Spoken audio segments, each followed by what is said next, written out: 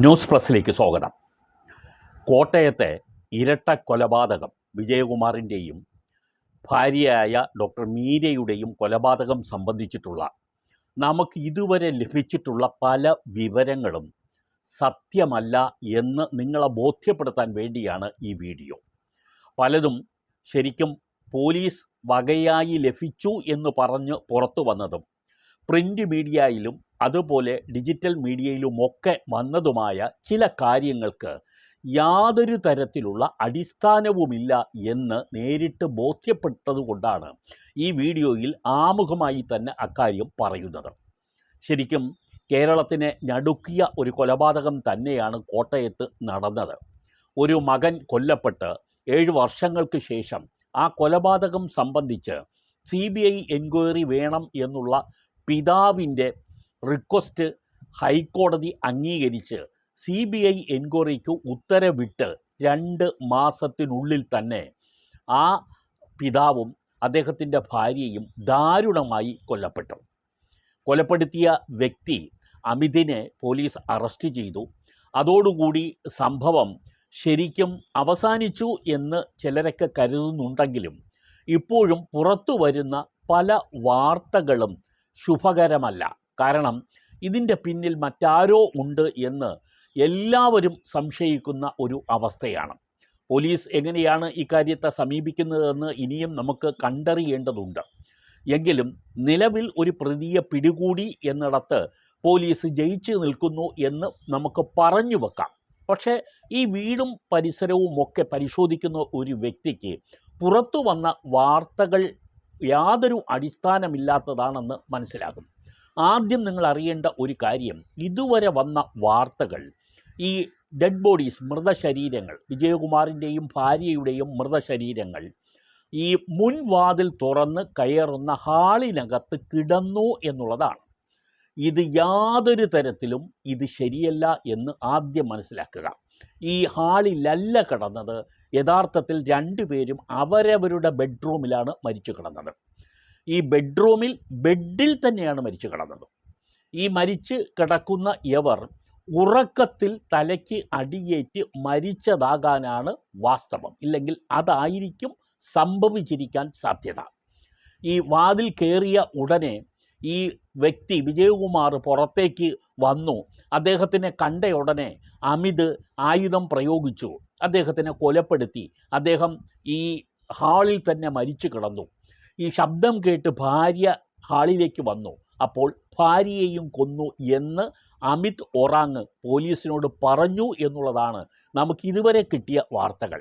പക്ഷേ ആ വീട്ടിലെ വേലക്കാരി വന്ന് നോക്കുമ്പോൾ വാതിൽ പകുതി തുറന്നു കിടക്കുന്നു.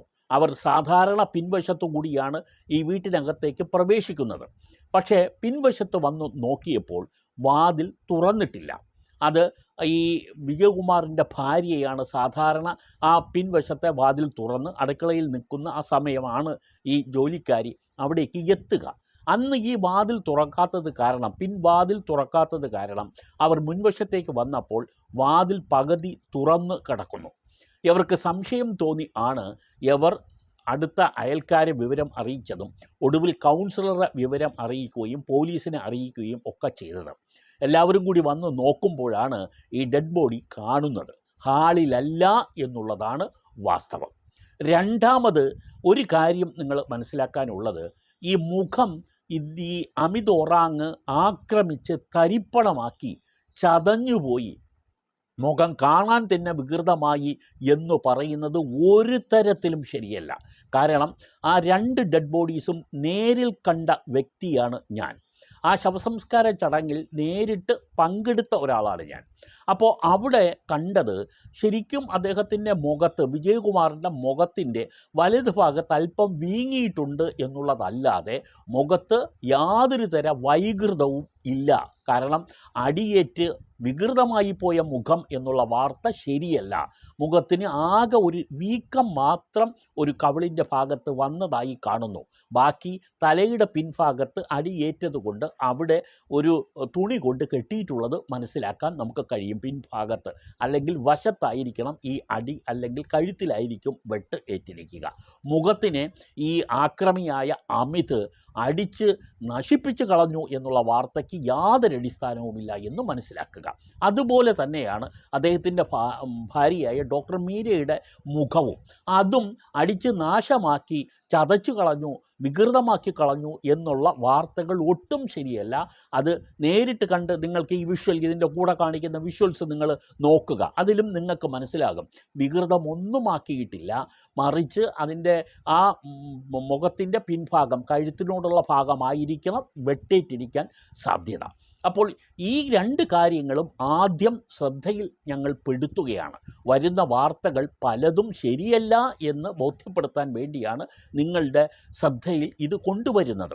ഇനി പോലീസ് ഇക്കാര്യത്തിൽ പോലീസിൻ്റെ ചാർജ് ഷീറ്റിൽ എന്തൊക്കെയാണ് വരുന്നതെന്ന് ഇത് കോടതിയിലെത്തുമ്പോഴേ നമുക്കറിയാൻ കഴിയൂ. ആ സമയം അത് തീർച്ചയായിട്ടും നിങ്ങളുടെ ശ്രദ്ധയിൽ കൊണ്ടുവരികയും ചെയ്യുന്നുണ്ട്. ഇനി അടുത്തൊരു പ്രധാനപ്പെട്ട ഒരു കാര്യം നിങ്ങളോട് പറയുവാൻ ഉള്ളത്, ഈ വീടിൻ്റെ വലിയ ഡോറാണ് ഉള്ളത്. ഈ അമിത് ഒറാങ് വീടിൻ്റെ പിൻവശത്തു കൂടിയാണ് അകത്തേക്ക് പ്രവേശിച്ചത് എന്നും അത് വീട്ടിൻ്റെ പിൻവശത്ത് നിൽക്കുന്ന കമുകിൽ പിടിച്ചാണ് അകത്ത് കയറിയത് എന്നുമാണ് വാർത്തകൾ. കമുക് 2 അവിടെ പിൻവശത്ത് ഉണ്ട് എന്നുള്ളത് നേരിട്ട് കണ്ട് ഞാൻ ബോധ്യപ്പെട്ടതാണ്. ആ പിൻവശത്തു കൂടി ആ കയറി കമുകിലൂടി താഴേക്ക് ഇറങ്ങി എന്നായിരിക്കാം വിവക്ഷ. പക്ഷേ അതല്ലാതെ ഞാൻ കഴിഞ്ഞ എപ്പിസോഡിൽ പറഞ്ഞിരുന്നു, ആ വീട്ടിൻ്റെ പിൻഭാഗത്ത് ഒരു കുറച്ച് വലിപ്പമുള്ള ഒരു കോണി ചാരി വച്ചിട്ടുണ്ട്. ഇരുമ്പിൻ്റെ കോണിയാണത്. അത് ഈ ശരിക്കും ഈ സെക്യൂരിറ്റിക്കാരൻ താമസിക്കുന്നതിൻ്റെ ആ ഔട്ട് ഹൗസിൻ്റെ സമീപമാണ് അത് വെച്ചിരിക്കുന്നത്. അകത്ത് തന്നെയാണ് വെച്ചിരിക്കുന്നത്, പുറത്തല്ല. ഇനി ഒരു പക്ഷേ അകത്ത് വന്നിട്ടുള്ള ആരോ ഒരാൾ ഈ കോണി എടുത്ത് പിൻവശത്തെ മതിലിൽ ചാരിക്കൊടുത്ത് ഇയാൾ കയറി വന്നതാണോ എന്ന് സംശയിക്കാം. സംശയം മാത്രമേ ഉള്ളൂ. നമ്മൾ ദൃക്സാക്ഷികളല്ല, അതുകൊണ്ട് ഞാനിത് സൂചിപ്പിച്ചു എന്ന് മാത്രമേ ഉള്ളൂ. മറ്റൊരു കാര്യം, ഈ വീടിൻ്റെ പിൻവശത്ത് ശരിക്കും ഒരു അരകല്ല് ഉണ്ട്. അരകല്ലെന്ന് പറഞ്ഞാൽ അരയ്ക്കുന്നതിന് വേണ്ടി പണ്ട് ഉപയോഗിക്കുന്ന അമ്മിക്കല്ല്. ഈ അമ്മിക്കല്ല് 2 കല്ലും ഒരു അമ്മിയും ആ പറകുവശത്തുണ്ട്. അതും കഴിഞ്ഞ ദൃശ്യങ്ങളിൽ കാണിച്ചതാണ്. ആ അമ്മിക്കല്ലിൻ്റെ ഒരെണ്ണമാണ് ഈ മെയിൻ ഡോറിൻ്റെ മുൻവശത്ത് കൊണ്ട് വെച്ചിരുന്നു എന്ന് പറയുന്നത്. അത് ഒരു പക്ഷേ വാതിൽ തുറക്കുന്നതിന് വേണ്ടി ശ്രമിക്കാൻ ഉപയോഗിച്ചതാവാം, അല്ലെങ്കിൽ തെറ്റിദ്ധരിപ്പിക്കാൻ വേണ്ടി കൊണ്ടുവച്ചതാകാം. ഇനി അടുത്ത് ശ്രദ്ധിക്കാനുള്ള ഒരു പക്ഷേ ഇതിൻ്റെ കൂട്ടത്തിൽ ഒന്നും കൂടി പറയാം. മകൻ മരണപ്പെട്ട ശേഷമെങ്കിലും ഈ വ്യക്തി വിജയകുമാർ വളരെയധികം ശ്രദ്ധ ചെലുത്തേണ്ടിയിരുന്നു. ഈ അമ്മിക്കല്ല് പോലുള്ള സാധനങ്ങൾ അല്ലെങ്കിൽ ഈ കോടാലി പോലുള്ള സാധനങ്ങൾ അത് സൂക്ഷിച്ചോ എന്ന് നമുക്കിപ്പോഴും വ്യക്തമല്ല. വീട്ടിൽ നിന്നും കോടാലി എടുത്തു എന്നാണ് പറയുന്നത്. കാരണം അമിത് കയ്യും വീശിയാണ് ഈ വീട്ടിലേക്ക് വന്നത് എന്നാണ് CCTV ദൃശ്യങ്ങളിൽ കാണുന്നത്. അപ്പോൾ ഇവിടെയുള്ള ഈ കോടാലി എടുത്തു വെട്ടിയതാണ് എന്നാണ് അദ്ദേഹം പോലീസിനോട് പറഞ്ഞു എന്നാണ് വരുന്ന വാർത്തകൾ. അങ്ങനെയാണെങ്കിൽ ഈ കോടാലി അവിടെ എവിടെ വെച്ചിരുന്നു എന്ന് നമുക്ക് അറിയാൻ കഴിയുന്നില്ല. അത് വർക്ക് ഏരിയയിൽ വെച്ചിട്ടുണ്ടെങ്കിൽ അതെടുത്തായിരിക്കാം. പിന്നീട് ഈ കോടാലിക്ക് എന്ത് സംഭവിച്ചു, അത് എവിടെ ഉപേക്ഷിച്ചു, അത് വീട്ടിനകത്ത് തന്നെ ഇട്ടോ, ഇതിനെ സംബന്ധിച്ച് ഇപ്പോഴും വ്യക്തത വന്നിട്ടില്ല. ഇനി ഈ അമ്മിക്കല്ല് പോലുള്ള ഈ സാധനങ്ങൾ, ഡോറ് തുറക്കാൻ വേണ്ടിയൊക്കെ ഉപയോഗിക്കാവുന്ന ഇത്തരം സാധനങ്ങൾ വീട്ടിൻ്റെ അടുത്ത് തന്നെ, സമീപത്ത് തന്നെ, പുറത്തുനിന്ന് ആരെങ്കിലും മതിൽ ചാടി വന്നാൽ എടുത്തുപയോഗിക്കാൻ പാകത്തിൽ വെച്ചിരുന്നു എന്നുള്ളത് വിജയകുമാറിനെ പോലെ ഒരു മകൻ്റെ കൊലപാതകം നടന്നതിന് ശേഷം അദ്ദേഹത്തിനോട് ശത്രുതയുള്ള ഏതോ ഒരു ബാംഗ്ലൂരുകാരൻ ഈ മകനെ കൊന്നു എന്ന് സംശയിക്കുന്ന ഒരു സാഹചര്യത്തിൽ ഇതൊന്നും വീട്ടിൻ്റെ പുറത്ത് വെക്കാൻ പാടില്ലായിരുന്നു. പക്ഷേ അതൊക്കെ സംഭവിച്ചിരിക്കുന്നു. കാരണം മരണത്തിന് ഒരു ഡേറ്റ് തീരുമാനിക്കപ്പെട്ടിട്ടുണ്ടെങ്കിൽ ആ സമയത്ത് നമ്മൾ ഇതൊന്നും ചിലപ്പോൾ ഓർത്തു എന്ന് വരില്ല. അതവിടെ നിൽക്കട്ടെ. ഇനി അടുത്ത വാതിലിൻ്റെ കാര്യം നോക്കാം. ഈ പിൻവശത്തെ മതിൽ ചാടി അകത്ത് വന്ന വ്യക്തി ഈ മുൻവാതിൽ, അതൊരു കൂറ്റൻ വാതിലാണ്, വളരെ സുരക്ഷതയോടുകൂടി ചെയ്തു തീർത്തിട്ടുള്ള ഒരു കൂറ്റൻ വാതിലാണ് ഫ്രണ്ടിലുള്ളത്. വീടിൻ്റെ പോർട്ടിക്കോവ് കഴിഞ്ഞാൽ കാണുന്നത് ഈ വലിയ വാതിലാണ്, വീട്ടിനകത്തേക്ക് കടക്കാനുള്ള വാതിലാണ്. ഈ വാതിലിന് സമീപമായി 2 ചെറിയ ജനലുകൾ വച്ചിട്ടുണ്ട്. ഈ ജനലുകൾ ചെറുതാണ്, ഗ്ലാസ് ഇട്ട ജനലുകളാണ്. ഗ്രില്ലും ഉണ്ട്. ഗ്രില്ലിൻ്റെ ഫ്രണ്ടിലായിട്ട് ഗ്ലാസുകൾ വരികയും ചെയ്യും. ഇതിൽ ഒരു ജനൽ പാളി, ഈ ചെറിയ ജനലിൻ്റെ പാളി ഇയാൾ തുറന്നു എന്നാണ് പറയപ്പെടുന്നത്. അപ്പോൾ ഇത് തുറക്കുന്നതിന് വേണ്ടി അയാൾ ആ വാതിലിനോട് ചേർന്ന് അതിൻ്റെ ശരിയായ ഹുക്ക് എടുക്കുന്നതിന് പാകത്തിലുള്ളൊരു സ്ഥലത്ത് ചെറുതായിട്ട് ഗ്രില്ല് ചെയ്തതുപോലെ വളരെ ചെറിയ ഒരു സുഷിരം കാണുന്നുണ്ട്. അത് നിങ്ങൾക്കിപ്പോൾ ഈ വീഡിയോയിൽ കാണാൻ കഴിയും. നേരിട്ട് ഷൂട്ട് ചെയ്തതാണ്. ആ ഗ്രില്ല് അയാൾ ഉണ്ടാക്കി എന്ന് പറയുന്നു. അത് ഏത് ആയുധം കൊണ്ട് ഉപയോഗിച്ചതാണ് എന്ന് നമുക്കറിയില്ല. ഇയാൾ വരുമ്പോൾ കയ്യും വീശിയാണ് വന്നത്. ഒരു ഗ്രില്ലിംഗ് ആയുധങ്ങളൊന്നും അയാൾ കൊണ്ടുവന്നിട്ടില്ല. മാത്രമല്ല അതിന് വല്ല സ്ക്രൂ ഡ്രൈവർ ഉപയോഗിച്ചിട്ടുണ്ടോ അതും ഇയാൾ കൊണ്ടുവന്നതായിട്ട് അറിയില്ല. ഒരു ചെറിയ സുഷിരമാണ് കാണുന്നത്. പക്ഷേ വളരെ ശ്രദ്ധിക്കേണ്ട, അടിവരയിട്ട് പറയേണ്ട കാര്യം, ഈ സുഷിരം തുളച്ചാൽ ആ സുഷിരം അപ്പുറത്തേക്ക് ഇറങ്ങണം. ഈ ജനലിൻ്റെ അപ്പുറത്തേക്ക് ഇറങ്ങി ആലേ അതുവഴി ഈ കൊളുത്ത് എടുക്കാൻ പറ്റൂ. ആ കൊളുത്തും ഈ ഗ്രില്ലറോ ഇല്ലെങ്കിൽ ചെറിയ എന്തെങ്കിലും വെച്ചിട്ട് മാത്രമേ എടുക്കാനും കഴിയൂ. പക്ഷേ അങ്ങനെയാണെങ്കിൽ ഈ ഗ്രില്ല് തുളച്ച് അപ്പുറത്തേക്ക് പോകണം. ആ ട്രില്ലർ ഉപയോഗിച്ച് അപ്പുറത്തേക്ക് ഈ ഭാഗം, ഈ തടി ഭാഗം തുരന്ന് അപ്പുറത്തേക്ക് ഇത് എത്തണം. പക്ഷേ ഇത് ഈ ട്രില്ലർ ഉപയോഗിച്ചിട്ടാണെങ്കിലും ആ ഹോൾ അപ്പുറത്തെത്തിയിട്ടില്ല. അപ്പോൾ അങ്ങനെ വരുമ്പോൾ എങ്ങനെയാണ് ഈ ജനൽ തുറക്കാൻ കഴിയുക? അത് തുറന്നാൽ തീർച്ചയായിട്ടും മുകളിലത്തെ വാതിൽ തുറക്കാൻ കഴിയും എന്നുള്ളതാണ്. അത് തുറന്നാൽ ആദ്യത്തെ ഈ ചെറിയ ജനലിൻ്റെ ആദ്യത്തെ കൊളുത്തെടുക്കാം. ആദ്യത്തെ കൊളുത്ത് മാത്രമേ ആ വീട്ടിൽ ഇടാറുള്ളൂ എന്ന് പറയുന്നു. രണ്ട് മുകളിലും താഴെയും ഇടേണ്ടതാണ്, പക്ഷേ താഴെ മാത്രമേ ഇടുള്ളൂ ചെറിയ ജനൽ. പക്ഷേ ആ ഗ്രില്ല് വെച്ച് തുറന്നാൽ, ആ ചെറിയ ഹോള് തുറന്നാൽ അതുവഴി ഏതെങ്കിലും ഒരു ആയുധം കയറ്റിയോ ഇല്ലെങ്കിൽ കൈ കയറ്റിയോ ഈ കൊളുത്ത്, ജനലിൻ്റെ കൊളുത്ത് തുറക്കണം. അപ്പോൾ ആ ചെറിയ ജനൽ തുറക്കും. ആ ചെറിയ ജനൽ തുറന്നു കഴിഞ്ഞാൽ അതിൻ്റെ മുകളിലൂടി കൈ ഇട്ടാൽ തീർച്ചയായും മുകളിലത്തെ ഹുക്ക് തുറക്കാൻ പറ്റും. ഈ ചെറിയ കൈ ആയിരിക്കണമെന്നേ ഉള്ളൂ. അമിത് വളരെ തടിയനായ ഒരാളല്ലാത്തതുകൊണ്ട് അയാൾ കൈ കയറുമായിരിക്കും. അങ്ങനെ മുകളിലേക്ക് കൈ വലിച്ച് അയാൾ വാതിലിൻ്റെ കുറ്റി ഇട്ടു എന്നാണ് പറയുന്നത്. പക്ഷേ ഈ പറയുന്ന തരത്തിൽ ഈ ചെറിയ ജനലിൻ്റെ ആ ഹോളെന്ന് പറയുന്നത് അപ്പുറത്തേക്ക് തുരന്നെത്തിയിട്ടില്ല. അങ്ങനെ വരുമ്പോൾ എങ്ങനെയാണ് ചെറിയ ജനൽ തുറക്കാൻ കഴിയുക? അപ്പോൾ അങ്ങനെയല്ല, ഈ മെയിൻ വാതിൽ ഇത്തരത്തിലല്ല തുറന്നത് എന്ന് മനസ്സിലാക്കേണ്ടിയിരിക്കുന്നു. വേറെ ഏതോ തരത്തിലാണ്, ഒന്നുകിൽ അതിനകത്ത് വേറെ ആൾ ഉണ്ടായിരിക്കാം, നേരത്തെ കയറിയിരുന്ന ഒരാൾ ഈ വാതിൽ തുറന്നിട്ടിട്ട് കൊടുത്തിട്ടുണ്ടാകാം. അല്ലാതെ ഈ സംഭവം ഈ തരത്തിൽ വാതിൽ തുറക്കാൻ കഴിയില്ല. പിന്നെ ശ്രദ്ധയിൽപ്പെട്ട ഒരു കാര്യം, ഈ രണ്ട് വശത്തും, വലിയ വാതിലിൻ്റെ രണ്ട് വശത്തുമുള്ള ചെറിയ ഗ്ലാസിട്ട ജനലുകളിൽ ആ എന്ന തരത്തിലുള്ള ഒരു മലയാള അക്ഷരം, ആ തന്നെയാണോ എന്ന് വ്യക്തമല്ല, രണ്ടക്ഷരത്തിലും വിരലുകൊണ്ട് എഴുതിയിട്ടിരിക്കുന്നത് കാണുന്നു. അത് ഒരൊറ്റ അക്ഷരമാണ്. അതിനി വേറെ ഏതെങ്കിലും ഭാഷയിലെ അക്ഷരമാണോ എന്ന് മനസ്സിലാക്കാൻ കഴിയുന്നില്ല. വളരെ സൂക്ഷിച്ചു നോക്കിയാൽ കാണാൻ കഴിയും. രണ്ട് ഭാഗങ്ങളിലും, രണ്ട് ചെറിയ ജനലുകളിലും ആ എന്നതുപോലെ ഒരു അക്ഷരം എഴുതിയിട്ടിരിക്കുന്നു. അതിൻ്റെ അർത്ഥം എന്താണെന്ന് മനസ്സിലാകുന്നില്ല. എന്തുകൊണ്ടത് എഴുതിയിട്ടുമെന്നും മനസ്സിലാകുന്നില്ല. ഇതാണ് അവിടെ കാണുന്ന ഒരു ചിത്രം എന്ന് പറയുന്നത് ഇതാണ്. ഇനി മറ്റ് നമ്മൾ ശ്രദ്ധിക്കാനുള്ള ഒരു കാര്യം എന്ന് പറയുന്നത്, ഇത് രാവിലെ ഈ വേലക്കാരി വരുമ്പോൾ മുതലാണ് ഈ രാവിലത്തെ കഥ തുടങ്ങുന്നത്. അവർ മെയിൻ ഗേറ്റിലൂടെ അകത്ത് കയറുന്നു, പിൻവശത്തേക്ക് പോകുന്നു, തുറന്നിട്ടില്ല, പിൻവശത്തെ വാതിൽ തുറന്നിട്ടില്ല, മുൻവശത്തേക്ക് വരുന്നു. നേരത്തെ പറഞ്ഞതുപോലെ വാതിൽ പാതി തുറന്നു കിടക്കുന്നു. ഇവർക്ക് അകത്തേക്ക് കയറാൻ മടി തോന്നുന്നു, സംശയം തോന്നി ഇവർ അയൽക്കാരെയൊക്കെ വിളിക്കുന്നു എന്നുള്ളതാണ്. ഇവിടെ നമ്മൾ ശ്രദ്ധിക്കാനുള്ള ഒരു കാര്യം, ഈ സെക്യൂരിറ്റിക്കാരൻ ശരിക്കും അതൊരു 8 മണി കഴിഞ്ഞിട്ടാണ്, 8നും 8:30ക്കും ഇടയ്ക്കാണ് ഈ വേലക്കാരി വന്ന് ഇത് നോക്കുന്നത്. സെക്യൂരിറ്റി അതുവരെയും എന്ത് ചെയ്യുകയായിരുന്നു എന്ന് നമുക്ക് ചിന്തിക്കേണ്ടതുണ്ട്. സെക്യൂരിറ്റിയോട് ഞാൻ നേരിട്ട് സംസാരിച്ചതാണ്. വളരെ ദുർബലനായ ഒരു മനുഷ്യൻ, അയാളെ നമുക്ക് ഒരു പഴിയും കണ്ടാൽ ചാരാൻ തോന്നുകയില്ല. ഉയരം കുറഞ്ഞ ദുർബലനായ ഒരു മനുഷ്യൻ. നമുക്ക് കണ്ടു കഴിഞ്ഞാൽ ഇയാളെ എന്തിന് സെക്യൂരിറ്റി ആയിട്ട് വെച്ചു എന്ന് നമ്മൾ സംശയിച്ചു പോകും. ഈ ദുർബലനായ മനുഷ്യനാണ് 22 വർഷമായി സെക്യൂരിറ്റിയായി അവിടെ നിൽക്കുന്നതെന്ന് അദ്ദേഹം പറയുന്നു. പലവട്ടം ഇയാൾ പോകും, പിന്നീടൊക്കെ വിജയകുമാർ ഇദ്ദേഹത്തിനെ തിരിച്ചു വിളിക്കും അത്രേ. വേറെ ചിലരെയൊക്കെ അദ്ദേഹം അവിടെ നിർത്തും, തൃപ്തിയില്ലാതെ പറഞ്ഞു വിടും, പിന്നും ഈ സെക്യൂരിറ്റിക്കാരനെ വിളിക്കും എന്ന് പറയുന്നു. അങ്ങനെയാണ് ഈ സെക്യൂരിറ്റിക്കാരൻ ഇവിടെ വന്ന് നിൽക്കുന്നത്. ഒരു തമിഴ്നാട്ടുകാരനാണ്.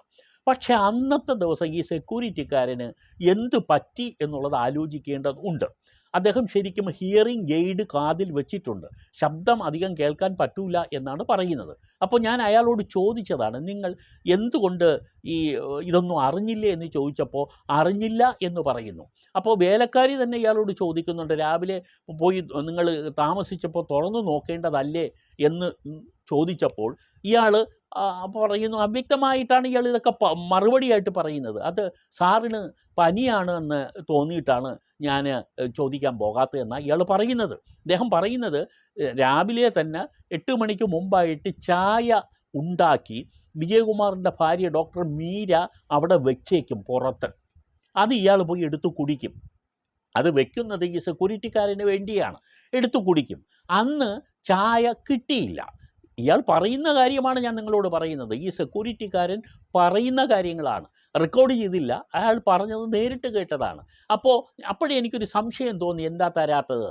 ഞാൻ മുൻവശത്ത് നോക്കിയപ്പോൾ വാതിൽ ചെറുതായി തുറന്നു കിടക്കുന്നു. ചിലപ്പോൾ സാറിന് പനിയായിരിക്കാം എന്ന് കരുതി ഞാൻ വിളിക്കാത്തതാണ്. അദ്ദേഹം രാവിലെ എഴുന്നേറ്റ് നടക്കാൻ പോകുന്ന ആളാണ്, വീട്ടിൻ്റെ കോമ്പൗണ്ടിനകത്ത് തന്നെ നടക്കുമെന്നാണ് സെക്യൂരിറ്റി പറയുന്നത്.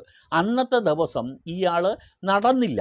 അപ്പോഴേ എനിക്ക് സംശയം തോന്നി, പക്ഷേ പനിയായിരിക്കും, അതുകൊണ്ട് ഞാൻ നോക്കിയില്ല എന്നാണ് ഈ സെക്യൂരിറ്റിക്കാരൻ വളരെ നിസ്സംഗതയോടുകൂടി പറയുന്നത്. അദ്ദേഹം അതിൻ്റെ ഒരു ഗൗരവത്തോടു കൂടി അല്ല പറയുന്നതും. ആ പാവം മനുഷ്യനെ ഞാൻ കുറ്റപ്പെടുത്തുന്നില്ല. എന്താണ് സംഭവിച്ചതെന്ന് നമുക്കറിയാതെ ഒരാളുടെ പഴിചാരുന്നത് ശരിയല്ല. പക്ഷേ സംഭവിച്ച കാര്യം ഇത് തന്നെയാണ് എന്ന് നിങ്ങൾ മനസ്സിലാക്കുക. മാത്രമല്ല, ഈ മരണം നടന്നതിന് ശേഷം ഒരു സങ്കടവും ഇല്ലാത്ത അവസ്ഥയിലാണ് അയാൾ നിൽക്കുന്നതും നടക്കുന്നതുമൊക്കെ. ആ ആൾക്കൂട്ടത്തിനിടയിൽ അയാൾ അങ്ങനെ ഡെഡ് ബോഡി കാണാൻ കയറുന്നു, ഇറങ്ങുന്നു, തിരിച്ചു വരുന്നു.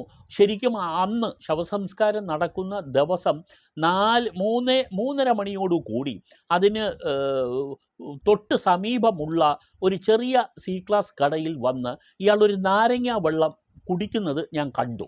100 രൂപയാണ് ഇയാൾ കൊടുത്ത് ബാക്കിയും വാങ്ങിച്ചാൽ നാരങ്ങ. എനിക്ക് തോന്നുന്നു അന്ന് യാതൊരു ഭക്ഷണവും അയാൾ കഴിച്ചിട്ടില്ല എന്നാണ് എനിക്ക് തോന്നുന്നത്. മരണ വീട്ടിൽ അങ്ങനെ ആർക്കും ഭക്ഷണമൊന്നും കൊടുത്തതായി കാണുന്നില്ല. കുടിക്കുന്നതിനുള്ള വെള്ളം ഈ മരണ വീട്ടിൻ്റെ ശവസംസ്കാര ചടങ്ങിനോടനുബന്ധിച്ച് പുറത്ത് സജ്ജീകരിച്ചിരുന്നു. കുടിവെള്ളം 2 ചെറിയ ഇതിൽ നിറച്ചിരുന്നു, കന്നാസിൽ നിറച്ച് വെച്ചിട്ടുണ്ടായിരുന്നു. അത് ആവശ്യക്കാർ കുടിക്കുന്നുണ്ട്. അത് മാത്രമേ ഉള്ളൂ അന്ന് അവിടെ ഉണ്ടായിരുന്നത്. യഥാർത്ഥത്തിൽ ഈ കൊലപാതകം നടന്ന ഈ അമിത് ഒറാങ് വന്ന് കൊലപ്പെടുത്തുമ്പോൾ ഒരുപാട് തവണ അടിക്കുകയാണെങ്കിൽ, ഈ വിജയകുമാറിനെയും ഭാര്യയെയും കൊലപ്പെടുത്താൻ വേണ്ടി ആക്രമിക്കുകയാണെങ്കിൽ രക്തം ഇയാളെ ശരീരത്തിലേക്ക് തെറിക്കും. ശരീരത്തിലെന്ന് പറഞ്ഞാൽ ഡ്രസ്സിൽ തെറിക്കും. അത് കാണുന്നില്ല എന്ന പൊതുവായ ആക്ഷേപം ഉണ്ടെങ്കിലും ഈ ഒരു കാര്യം, അതായത് മുറക്കത്തിൽ ഇവരെ ഒറ്റയടിക്കോ 2 അടിക്കോ 3 അടിക്കോ കൊലപ്പെടുത്തുകയാണെങ്കിൽ അമിതമായ രക്തം ചീറ്റി തെറിക്കാൻ സാധ്യതയുണ്ടോ എന്ന് സംശയമാണ്. ഇയാൾ അത് വളരെ, കാരണം തിരിച്ചിങ്ങോട്ടുള്ള ആക്രമണം ഉണ്ടാവുന്നില്ല. അങ്ങനെയാണെങ്കിൽ ഇദ്ദേഹം വളരെ കരുതലോടുകൂടി, രക്തം തെറിക്കാതിരിക്കാനുള്ള കരുതലോടുകൂടി ചെയ്തതാണോ എന്ന് നമുക്ക് സംശയിക്കാം. അതിൻ്റെ വാസ്തവം ഇയാളെ വ്യക്തമായും ചോദ്യം ചെയ്താൽ മാത്രമേ മനസ്സിലാവുകയും ഉള്ളൂ.